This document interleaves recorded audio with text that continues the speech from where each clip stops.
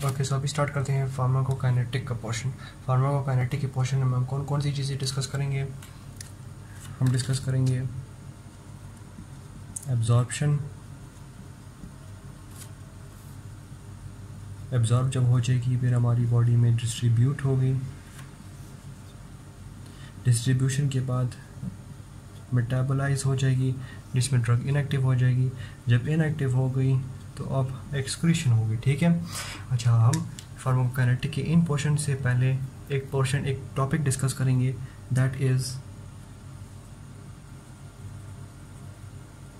Administration of drugs, ये वाला portion. ठीक है, अच्छा, अब एडमिनिस्ट्रेटिव पोर्शन ऑफ ड्रग में हम क्या कौन कौन से टॉपिक डिस्कस करेंगे अभी?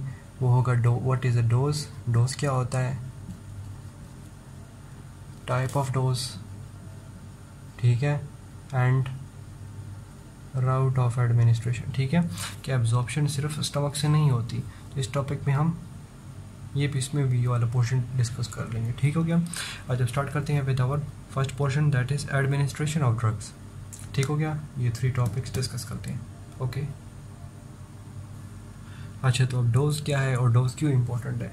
डोज क्या है? Any amount of the drug that produces a desirable pharmacological effect. ठीक है, कोई भी अमाउंट ऑफ ड्रग हमने इंट्रोड्यूस कर दिया हमारी बॉडी में, ठीक है, उसने जो हम डिज़ायरेबल फार्माकोलॉजिकल इफेक्ट है जो हमें चाहिए था वो उसने प्रोड्यूस कर दिया, तो वो डोज है। ठीक है, अब डोज यहाँ पे क्यों इम्पोर्टेंट है? डोज इसलिए इम्पोर्टेंट है क्योंकि अगर लेस अमाउंट ऑफ डोज देंगे तो हमारी बॉडी में डिज़ायरेबल फार्माकोलॉजिकल इफेक्ट नहीं प्रोड्यूस करेगा। अगर डोज बहुत हाई हो जाएगा, ठीक है, तो डिज़ायर तो प्रोड्यूस कर लेगा, लेकिन वो कंसनट्रेशन इतनी ज़्यादा हो जाएंगी हमारी ब्लड में कि वो टॉक्सिक की तरफ चला जाएगा। ठीक है, टॉक्सिक फिर हमारी बॉडी में हार्मफुल हो जाएगा। अब टॉक्सिक हम टाइप्स ऑफ डोजेस करेंगे तो टॉक्सिक डोज भी उसमें कवर अप हो जाएगी। और दूसरी डोज इसलिए भी इम्पोर्टेंट है क्योंकि टाइप ऑफ ड्रग के लिए डिफरेंट टाइप्स ऑफ ड्रग्स में डिफरेंट टाइप्स ऑफ डोजेस पे डिफरेंट इफेक्ट प्रोड्यूस होते हैं। ठीक है, अब एस्पिरिन की एग्जांपल ले लेते हैं हम। एस्पिरिन लो डोज में अलग इफेक्ट प्रोड्यूस करेगा, हाई डोज में अलग इफेक्ट प्रोड्यूस करेगा। जब लो डोज में हम एस्पिरिन देंगे तो वो एंटी प्लेटलेट इफेक्ट प्रोड्यूस करेगा। ठीक है, हाई डोज में एंटी इन्फ्लामेटरी इफेक्ट प्रोड्यूस करेगा। ठीक है, तो इसलिए डोज बहुत इंपॉर्टेंट है, हमें थेरेपेटिक डोज देना होगा। थेरेपेटिक डोज अभी टाइप्स ऑफ डोजेस में हम पढ़ेंगे तो उसमें वो सब कुछ क्लियर हो जाएगा। ठीक है, अब इसके बाद डिस्कस करते हैं टाइप्स ऑफ डोज जिसमें ये सब कुछ क्लियर अप हो जाएगा। ठीक है, जब स्टार्ट करते हैं हम विद ये जो है ना, मैं पोर्शंस में इसलिए लिखे हैं ताकि ये थोड़े से सिमिलर है, ये सिमिलर नहीं है लेकिन ये सिमिलर है, तो एक साथ डिस्कस करेंगे। सबसे पहले इन 3 पोर्शंस को मैं एक साथ डिस्कस करूँगा। देखें, डोजेज फॉर्म्स में सबसे पहले मिनिमल डोज है, उससे थोड़ा ज़्यादा हो जाए तो सब थेरेपेटिक डोज है, और उससे ज़्यादा हो जाए तो थेरेपेटिक डोज है। अब मिनिमल, इन सब में डिफरेंस क्या है? थेरेपेटिक डोज क्या होगा? वो वाला डोज जो कि हमारी बॉडी में डिज़ायरेबल फार्माकोलॉजिकल इफेक्ट प्रोड्यूस करेगा। ठीक है, ये दोनों नहीं करेंगे। ठीक है, इन दोनों में ऑब्जर्वेबल फार्माकोलॉजिकल इफेक्ट होंगे, ठीक है, लेकिन डिज़ायरेबल फार्माकोलॉजिकल इफेक्ट नहीं होगा। मिनिमल बहुत ज़्यादा कम डोज है, उससे थोड़ा सा ज़्यादा हो जाए तो सब थेरेपेटिकल डोज, सब मतलब बिलो। ठीक है, और थेरेपेटिक डोज ये हो गया। ठीक है, तो मिनिमल डोज वो होगी, ये मिनिमम अमाउंट ऑफ डोज है जो कि ऑब्जर्वेबल फार्माकोलॉजिकल इफेक्ट प्रोड्यूस कर रहा है। ठीक है, फार्माकोलॉजिकल इफेक्ट प्रोड्यूस कर रहा है, लेकिन हमें जो डिज़ायरेबल फार्माकोलॉजिकल इफेक्ट है वो प्रोड्यूस नहीं करेंगे। ठीक है, और सब थेरेपेटिक डोज भी डिज़ायरेबल फार्माकोलॉजिकल इफेक्ट प्रोड्यूस नहीं कर रहा। ठीक है, तो ये दोनों तो यहाँ पे हो गए। इन दोनों इतनी इंपॉर्टेंट नहीं है, ज़्यादा इंपॉर्टेंट और अच्छी कॉन्सेप्ट वाला क्या है? थेरेपेटिक डोज है, जो कि हम अभी सेपरेट करते हैं। अच्छा, थेरेपेटिक डोज क्या है? Any amount of dose that introduce in our body produces a desirable pharmacological effect. ठीक है, इसको हम ऑल्सो कहते हैं मीडियन इफेक्टिव डोज। ठीक है, मीडियन क्यों? मीडियन इफेक्टिव डोज को ED 50 कहते हैं। ठीक है, मीडियन क्यों? मीडियन मतलब 50%, इफेक्टिव डोज उसकी इफेक्टिवनेस, मतलब 50% इफेक्टिवनेस। 50% क्यों?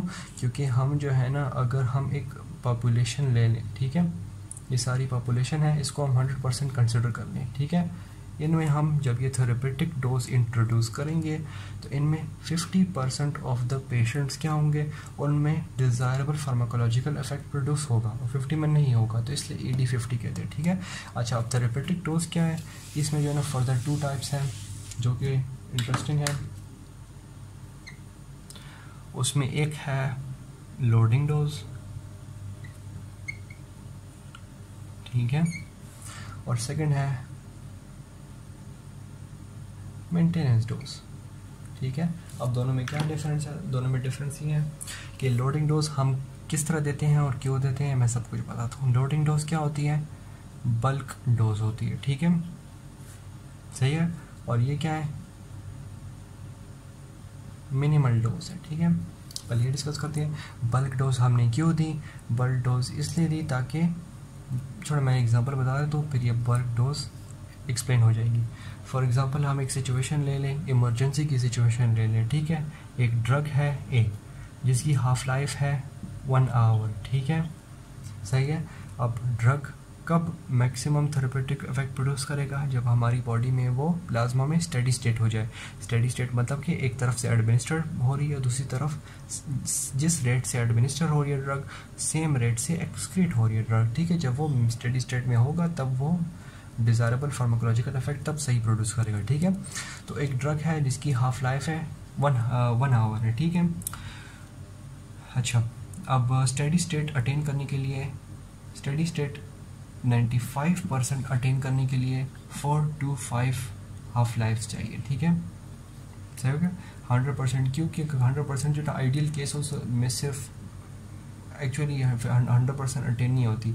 ग्रेटर देन 7% ग्रेटर 7% नहीं, ग्रेटर देन 7 हाफ लाइफ में जो है ना 100% स्टेडी स्टेट होती है, लेकिन वो आइडियल केसेस हैं, ठीक है। अच्छा, 95% स्टेडी स्टेट 4 to 5 आवर्स में अटेन होगी, ठीक है। एक्चुअल हाफ लाइफ क्या है? 1 आवर है, तो उसको 4 to 5 आवर्स लगेंगे और डिज़ायरेबल फार्माकोलॉजिकल इफेक्ट प्रोड्यूस करने के लिए। अब हमारे पास इमरजेंसी में तो इतना टाइम नहीं है कि हम जो है ना इसके लिए वेट करें, तो हम क्या करेंगे? लोडिंग डोज देंगे बल्क अमाउंट में, ताकि जल्दी से ही हमारी प्लाज्मा में वो कंसंट्रेशन अटेन हो जाए जो इन 4 to 5 आवर्स में होने वाली थी, ठीक है। हमने बल्क डोज दे दी, डायरेक्ट ही वो कंसंट्रेशन अटेन हो गई, तो हमें ने ये स्किप कर दिया। तो इसलिए लोडिंग डोज किसी इमरजेंसी स्टेट्स में देते हैं, फॉर एग्जांपल मलेरिया में, ठीक है। मलेरिया में हम डायरेक्ट लोडिंग डोज देते थे, फिर उसके बाद लोडिंग डोज अब ज़्यादा हो गई, ठीक है। अब लोडिंग डोज ज़्यादा हो गई, जल्दी प्लाज्मा स्टेट अटेन हो गई, तो हम हर वक्त लोडिंग डोज तो नहीं देंगे। उसके बाद उसको मेंटेन किस तरह करेंगे? मेंटेन का वर्ड आ गया तो मेंटेनेंस डोज। मैंने क्या लिखा है? Minimal dose.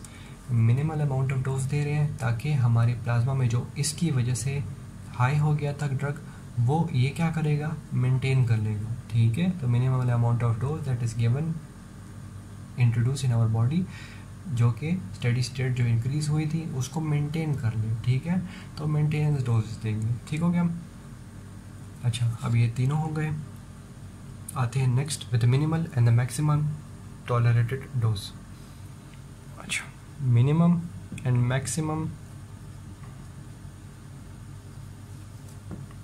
टॉलरेटेड डोज, ठीक है।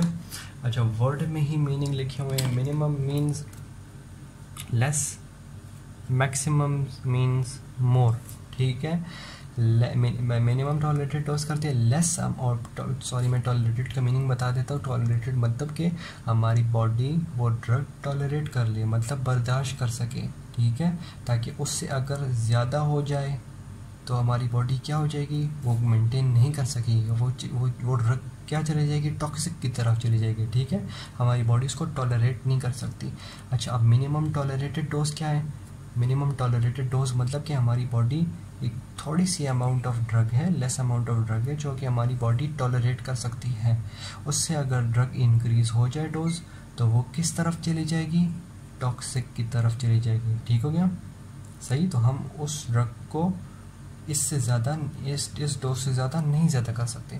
अब उसका ऑपोजिट है मैक्सिमम टॉलरेटेड डोज, कि जिसमें हम टॉक्सिक डोज जितना भी इंक्रीज़ करें वो टॉक्सिक की तरफ नहीं जाएगी, ठीक है, मतलब कि हमारी बॉडी में वेल टॉलरेटेड है, सही है, जितनी भी इंट्रोड्यूस करें टॉक्सिक की तरफ नहीं जाएंगी।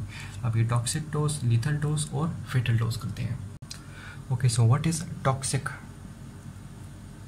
डोज? टॉक्सिक डोज वो डोज होती है जो कि हमारी बॉडी में अगर इंट्रोड्यूस्ड हो जाए तो वो क्या करेगी, हमारी बॉडी में हमारी जो ना हेल्थ को डिस्टर्ब कर सकती है, ठीक है, कि पहले क्या है, थेरेपेटिक डोज है, ठीक है, थेरेपेटिक से ज़्यादा हो जाए तो बॉडी चली जाएगी इन स्टेट ऑफ टॉक्सिक डोज, ठीक है, टॉक्सिक से ज़्यादा इंक्रीज हो जाए तो बॉडी चली जाएगी लीथल डोज में, ठीक है, therapeutic dose, toxic dose, lethal dose, ठीक है।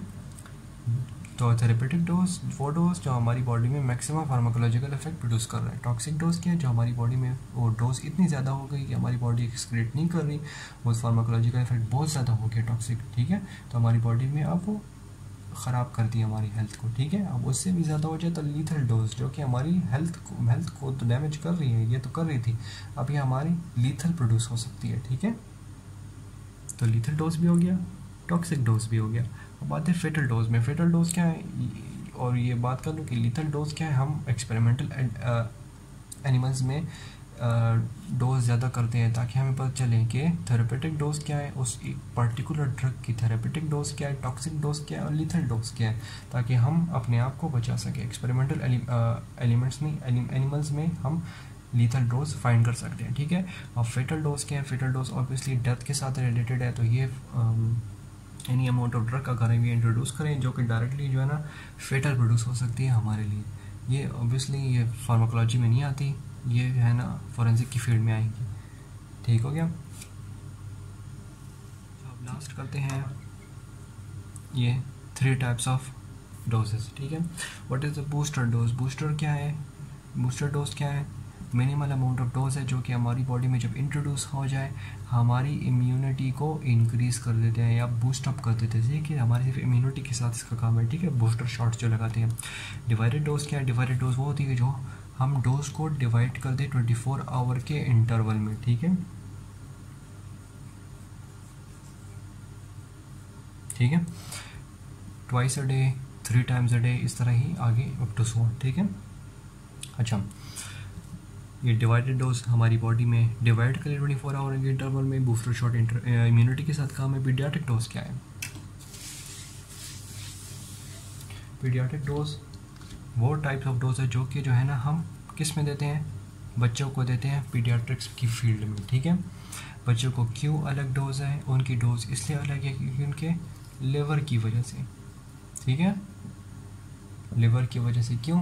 क्योंकि मेटाबॉलिज्म हम टॉपिक पढ़ेंगे फार्माकोकाइनेटिक के, आगे टॉपिक में पढ़ेंगे, उसमें बहुत ज़्यादा डिटेल में मैं एग्जांपल के साथ ही बता दूंगा, लेकिन यहाँ पे बस जल्दी से ये बता देता हूँ कि लिवर का काम क्या होता है, मेटाबॉलिज्म, ठीक। मेटाबॉलिज्म क्या है, मेटाबॉलिज्म में जो है ना ड्रग या फिर एक्टिवेट हो जाती है या इनएक्टिवेट हो जाती है या टॉक्सिक एक्टिवेट हो जाती है, लेकिन यहाँ पे हम बस तीनों ही पढ़ सकते हैं। हमारी बॉडी क्या है, एडल्ट में जब डोज नॉर्मली हमारी लिवर में क्या होता है, एंजाइम्स होते हैं जो कि ड्रग्स को एक्टिवेट करते हैं या इनएक्टिवेट करते हैं, ठीक है। तो हम सिर्फ इनएक्टिवेट की तरफ जाएंगे, ठीक है। जब डोज बहुत ज़्यादा इंक्रीज हो जाए लिवर मेटाबॉलिज्म कर लेता है, ड्रग को इनएक्टिवेट कर लेता है, ठीक है, इनएक्टिवेट कर ली ड्रग को ताकि वो एक्सक्रीट हो जाए। अब बच्चे हैं उनकी जो ना लिवर डेवलप होते हैं लेकिन उसके एंजाइम्स इतने ज़्यादा नहीं होते, ठीक है। तो जो अडल्ट वाला डोज अगर बच्चों में देंगे तो वो टॉक्सिक डेवलप हो जाएगा, उनके एंजाइम्स इतने ज़्यादा नहीं है तो डिजीज़ कॉज कर सकते हैं, और सब कुछ डिजीज़ एग्जांपल सबको जो है ना आगे फार्माकोकाइनेटिक के टॉपिक्स में हम करेंगे, ठीक है। तो बस यहाँ पे इतनी ज़रूरत नहीं है, और ये जो और एग्जांपल्स हैं ये प्लस और डबल प्लस वाली टॉक्सिक और एक्टिवेट वाली, ये भी आगे मैं कर लूँगा, ठीक है। तो यहाँ पे इस तरह ज़रूरी नहीं है। अच्छा, अब इसके बाद आखिरी टॉपिक है राउट्स ऑफ एडमिनिस्ट्रेशन। वो क्यों इंपॉर्टेंट है अब मैं कर लेता हूँ, फिर पता चल जाएगा। उसके बाद आगे जो है ना फार्माकोकाइनेटिक के और टॉपिक्स करेंगे, एब्जॉर्प्शन, डिस्ट्रीब्यूशन, मेटाबॉलिज्म और एक्सक्रीशन, ठीक है। आज स्टार्ट करते हैं with routes of administration. Routes of administration क्यों इंपॉर्टेंट है? क्योंकि डिफरेंट राउट से डिफरेंट बायो अवेलेबिलिटी होती है। बायो अवेलेबिलिटी भी इस वीडियो के पोर्शन में हम पढ़ेंगे। बायो अवेलेबिलिटी यही होती है कि हमारी बॉडी में, प्लाज्मा में वो ड्रग जो हमने एडमिनिस्टर की है उसकी कंसंट्रेशन कितनी ज़्यादा है, परसेंटेजेस में होती है। अब IV 100% क्या मतलब कि 100% उसकी बायो अवेलेबिलिटी है, कि मतलब जितनी ड्रग हमने दी 100% ड्रग जो है ना अब ब्लड में आ गई। ठीक है, ऑब्वियसली ब्लड कहाँ पहुँचता है? प्लाज्मा में पहुँचता है। तो हमने डायरेक्टली इंजेक्ट कर ली तो 100% ऑब्वियसली डायरेक्टली अटेन हो जाएगी उसमें। ठीक है, उसके बाद ये परसेंटेजेस है डिक्रीज हो रही है नीचे। अच्छा, मैं सिर्फ जो है ना ओरल ये कर लेता हूँ, इसके मेरिट्स और डीमेरिट्स। मेरिट्स मतलब के फ़ायदे और डीमेरिट्स मतलब उसके नुकसानात। वो जो है ना आप खुद ही बुक में पढ़ सकते हैं, उसमें तो कुछ तक कॉम्प्लिकेटेड बात नहीं है। सिर्फ रूट्स ऑफ एडमिनिस्ट्रेशन मैंने अवेलेबिलिटी का इंट्रोडक्शन के लिए दे दी थी और इसके लिए थोड़ा बता देता हूँ मैं। अच्छा, राउट्स ऑफ ओरल और इनहेलेशनल। ओरल क्यों बहुत ज़्यादा यूज़ होता है, इंपॉर्टेंट क्यों है? क्योंकि ईजी राउट ऑफ एडमिनिस्ट्रेशन, इसमें ना कोई स्किल चाहिए होती है, कोई भी कॉम्प्लिकेटेड स्किल मतलब कोई कॉम्प्लिकेटेड मैनर नहीं है। इजीली बस क्या कहते हैं स्वालो करनी है कैप्सूल्स या टैबलेट्स। ठीक है, और इसमें कोई टेक्निक भी नहीं चाहिए, इकोनॉमिकल भी है, सस्ती भी है। ठीक है, ये सब जो है ना थ्रू इंजेक्शंस होंगे, रेक्टल नहीं है थ्रू इंजेक्शन, सारे थ्रू इंजेक्शन। उसके अलावा सारे थ्रू इंजेक्शंस होंगे जिसमें जो है ना बहुत ज़्यादा पंक्चर होल्स भी आ सकते हैं। तो इसलिए जो है ना और अपने भी फ़ायदे हैं। ठीक है, कि जितने भी इंजेक्शन वाले राउट्स हैं, बल्कि इनहेलेशन, इन दोनों के अलावा इनहेलेशन भी और ये सारे ये क्या करते हैं? फर्स्ट पास मेटाबॉलिज्म स्किप करते हैं। फर्स्ट पास मेटाबॉलिज्म क्या होता है कि हमारा ये क्या है? लिवर है। ठीक है, जिस तरह हमारी बॉडी में ड्रग इंट्रोड्यूस हो जाए, ठीक है, अगर वो फर्स्ट पास में ही मतलब पहली दफ़ा हमारी बॉडी में इंट्रोड्यूस हो गया, वो फर्स्ट पास में ही अगर लिवर से पास होके होगा तो ऑब्वियसली मेटाबॉलिज्म होगा और एक्सक्रीट हो जाएगी ड्रग। ठीक है, क्लियर? तो ये सारे राउट्स क्या हैं? फर्स्ट पास मेटाबॉलिज्म को स्किप कर लेते हैं। ठीक है, ऑब्वियसली डायरेक्ट ब्लड में आ गए। ठीक है, ब्लड में डायरेक्ट आ गए तो अपने ज़रूरी तो नहीं कि सारे ड्रग लिवर में डायरेक्ट जाएं। ठीक है, अब ओरल है, ओरल स्टमक के थ्रू, पोर्टल सर्कुलेशन के थ्रू, स्टमक है, स्टमक में सारे पोर्टल सर्कुलेशन के थ्रू लिवर में जाते हैं ना, तो आपने बेसिक एनाटॉमी में पढ़ी है। ठीक है, तो पोर्टल सर्कुलेशन लिवर में जा रही है तो लिवर में डायरेक्ट ही लिवर के पास जा रहे हैं। फर्स्ट पास मेटाबॉलिज्म होकर उसकी परसेंटेज क्या होगी? बायो अवेलेबिलिटी की डिक्रीज। इसलिए देखिए 5% है, बहुत ज़्यादा कम है। ठीक है, इन सब की इसलिए बहुत ज़्यादा है। ठीक है, रेक्टल भी इसी पोर्टल सर्कुलेशन में आता है इसलिए उसकी भी परसेंटेज कम है, इसलिए और सबकी बहुत ज़्यादा है क्योंकि सब डायरेक्टली ब्लड में इंट्रोड्यूस हो रहे हैं। ठीक है, तो ये फर्स्ट पास मेटाबॉलिज्म ये होता है। ठीक है, अच्छा, और इस अगर जब सेकंड बार ब्लड जो है ना लिवर में जाएगा और ड्रग लेके, वो फर्स्ट पास मेटाबॉलिज्म नहीं होता। ठीक है, सिर्फ जब पहली बार जब ड्रग इंट्रोड्यूस हो रहा है बॉडी में, अगर वो लिवर में जाएगा तो that is first pass metabolism सिर्फ। ठीक है, अच्छा, अब यहाँ पे इसको एंड करते हैं और नेक्स्ट टॉपिक स्टार्ट करते हैं। एब्जॉर्प्शन ऑफ ड्रग, फार्माकोकाइनेटिक का जो मेजर पोर्शन है वो स्टार्ट करते हैं। इस तरफ इंट्रोडक्शन था, ये भी बेसिक कॉन्सेप्ट में इम्पॉर्टेंट है। ठीक है।